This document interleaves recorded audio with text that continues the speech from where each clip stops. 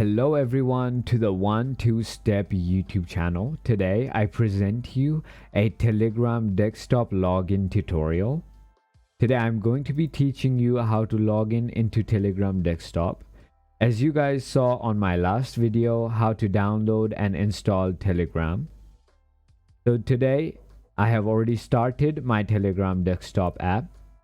Once you open, you see this pop-up window.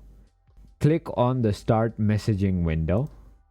Once you click on it, you see this window.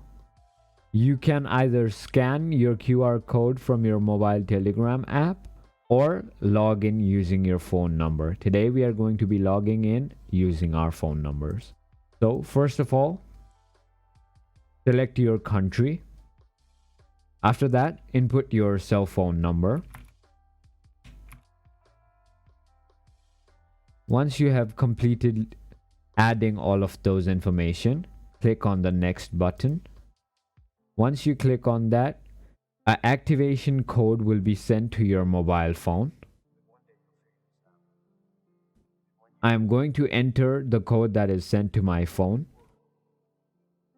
which is 95676.